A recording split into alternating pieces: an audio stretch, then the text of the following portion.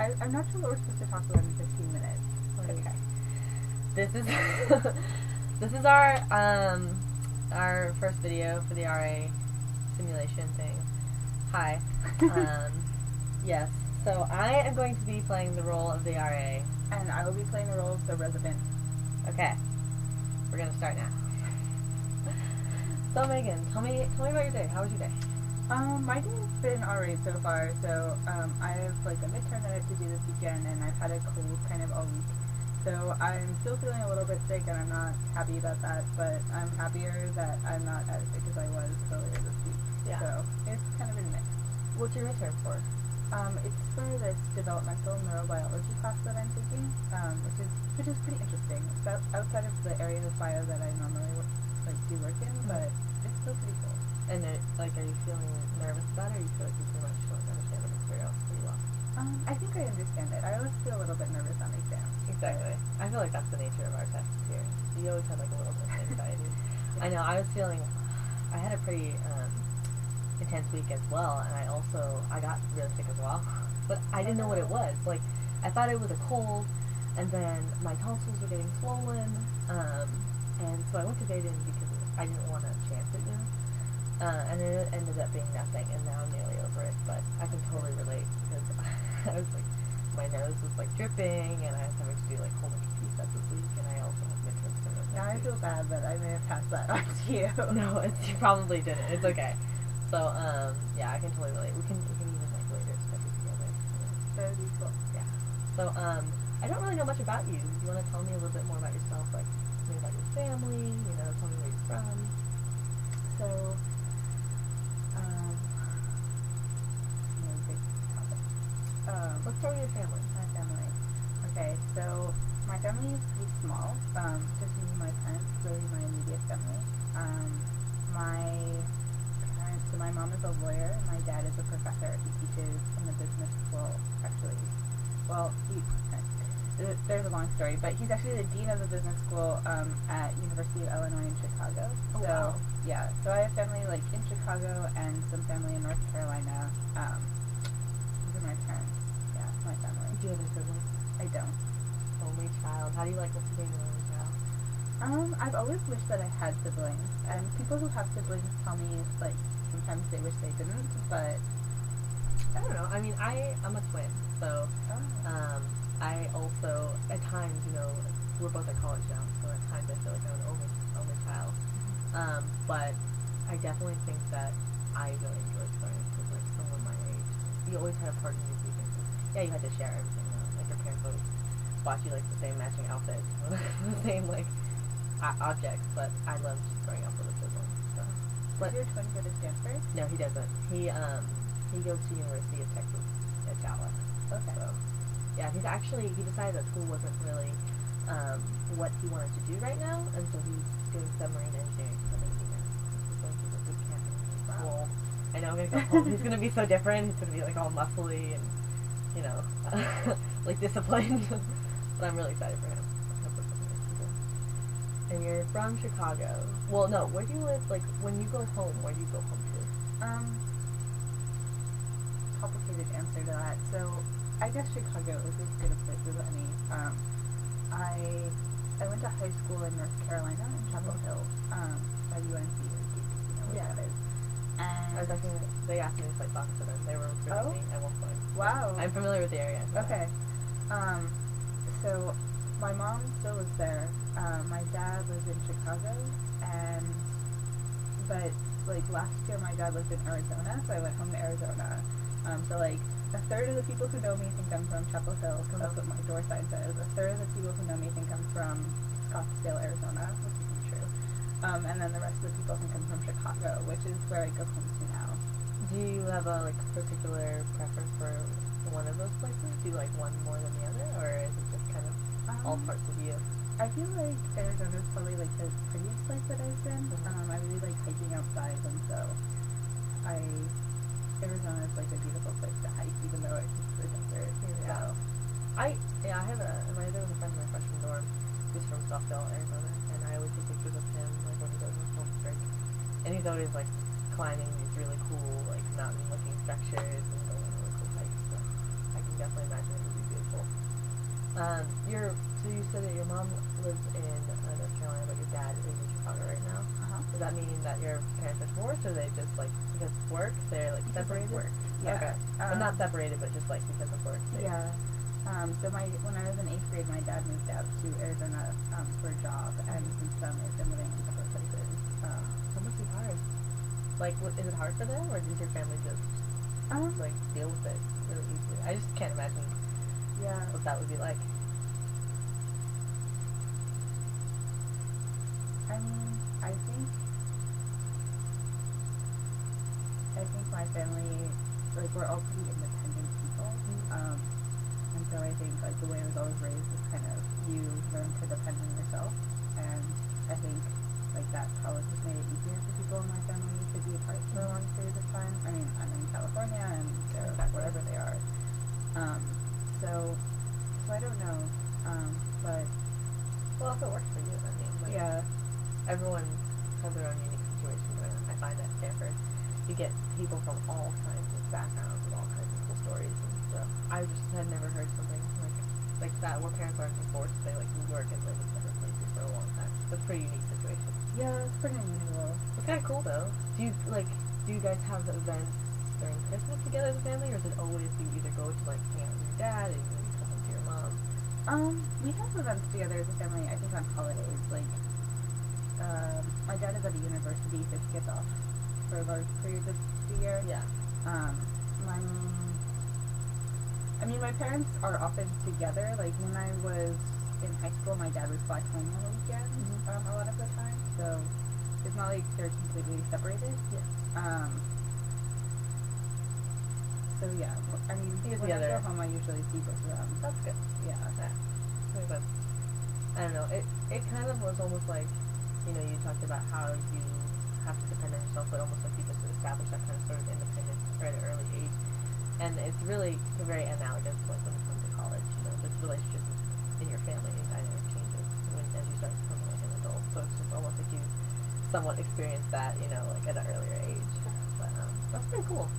So you said you like to hike. Is there anything else that you like that you find are your hobbies, or hiking is like, are you outdoorsy, or I'm outdoorsy. What do you enjoy to do? I'm quite outdoorsy.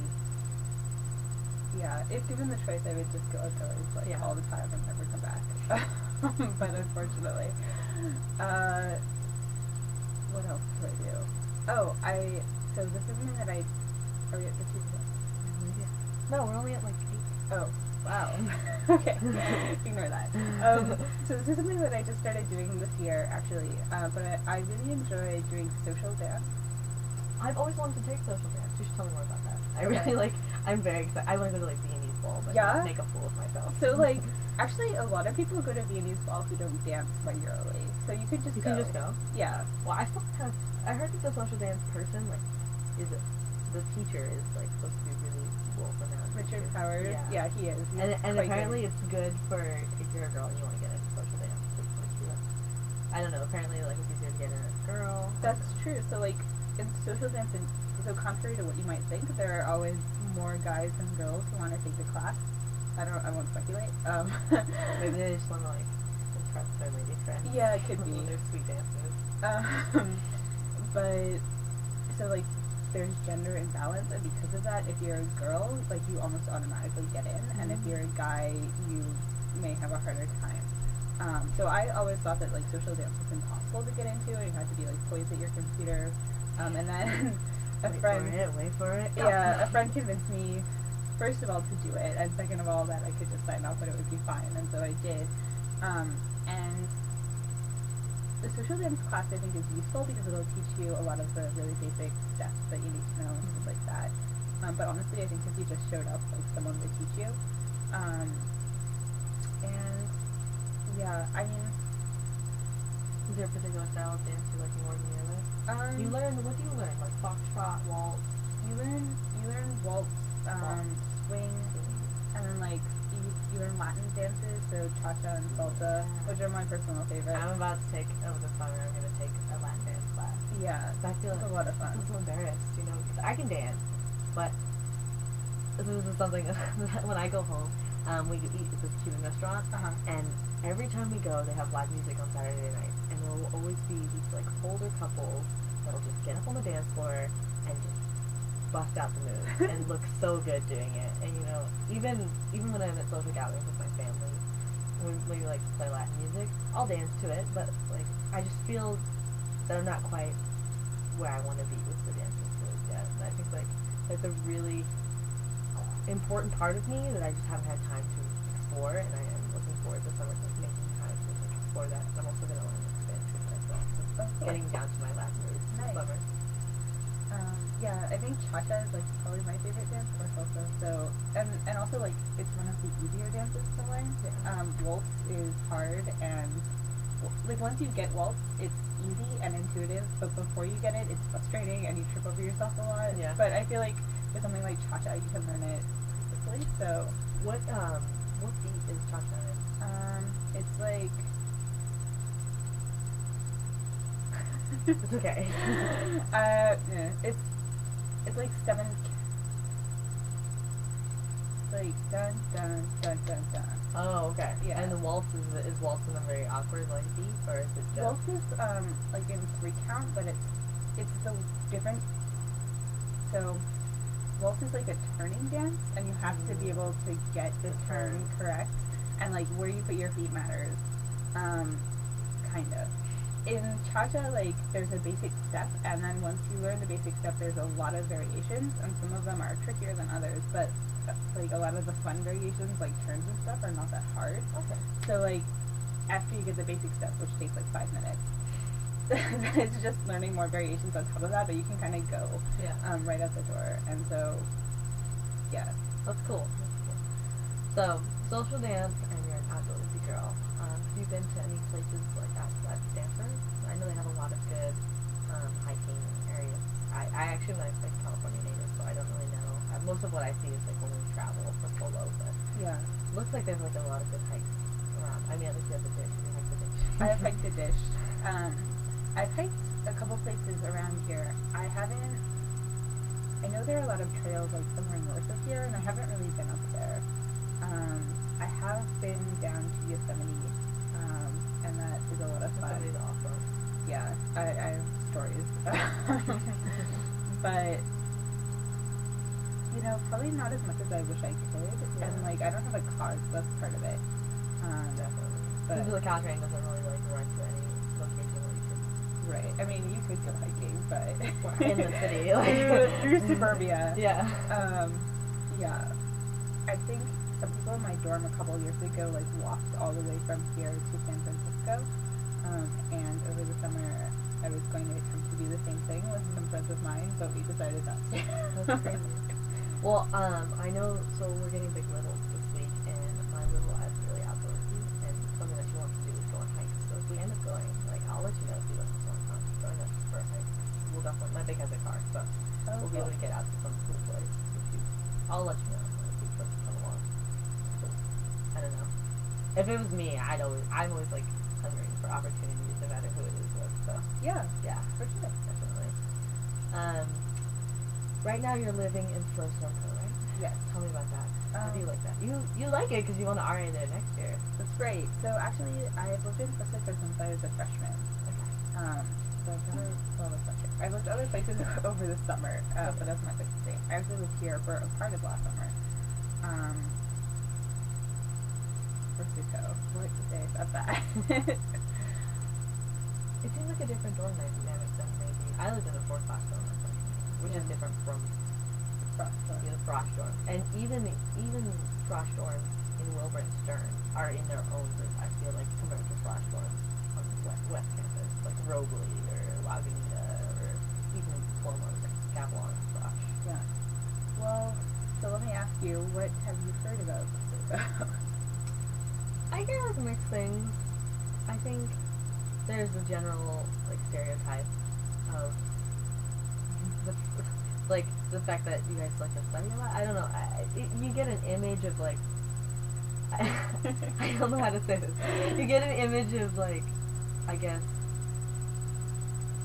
there's not even a word for it. I wish I could remember some of the ideas from last year. But the people that I know from Pro Social, like, I like, and they're Yeah. cool people, and they seem to, like, have fun.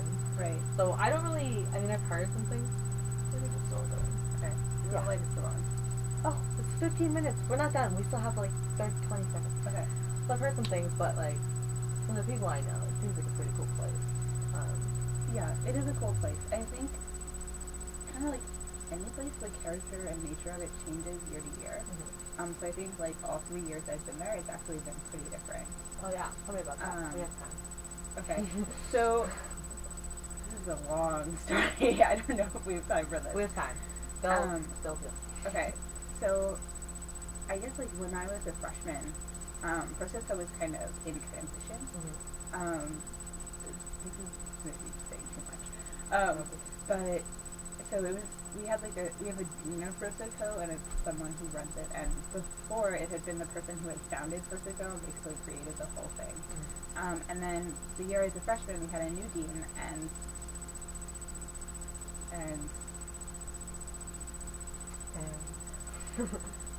my year is kind of thought of poorly by all parties, I think. Why?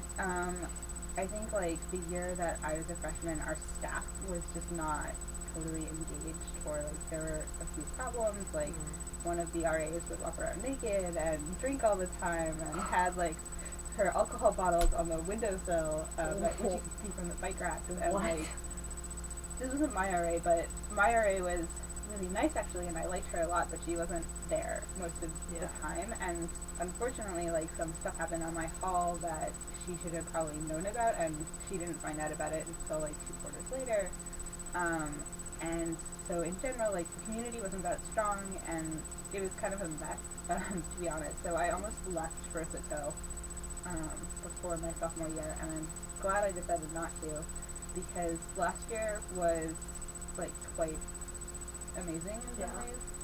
I feel like, so I know some of people in last year's staff now as friends, but they're kind of like the people I look up to as the standard of what I want to be when I'm on staff. I mean, just, like, really warm, nice people. And so I really liked that, and there was a very strong community feel last year. This year I think it's, like, somewhere in between. Okay. So I think this year's staff does not click very well, unfortunately. And, like, subsets of us do. So, like, I think there are 2 or 3 people on staff who I work with really well, and, like, we have a really similar vision for what we want for Prosecco. But I think there's another subset of people who get along, and they have a really different vision and really different priorities, and that has come into conflict a number of times, and it hasn't been that pretty. So, you know, these things happen. And I think, like, from what I've heard you say, talk about, knowing and having those experiences, the different ones from all 3 years, is really going to make, like, next year when you staff Prosecco probably, hopefully, one of the best years that you can make it, just because you have seen almost the whole spectrum of what it can be, and you have a vision for it, and hopefully this year, you know, the staff that you get to with will click better. Yeah. Or this next year will click better than what was going on this year. Yeah. So that's really cool. I've never met someone so passionate about, I think, like, their living community and their dorm lives, and who has been in the same place for all 4 years, except for maybe there's going to be an RA next year in Gavilan, John Marley, and he's lived in Flomo also. He was even in Flomo for Advent weekend. Wow. So he's maybe the only person that can rival you, but I just, from what I've heard you talk about, I think it'll be a great RA. You're fun to talk to. You're a little shy at first, like I know in class in class we have all these exercises, so we talk about it. But, I don't know, I enjoyed this conversation. Good. Maybe we should do this again outside of the, when there's not a camera watching. When there's not a camera watching us. Okay. So we've gone almost 19 minutes now, so I'm going to stop.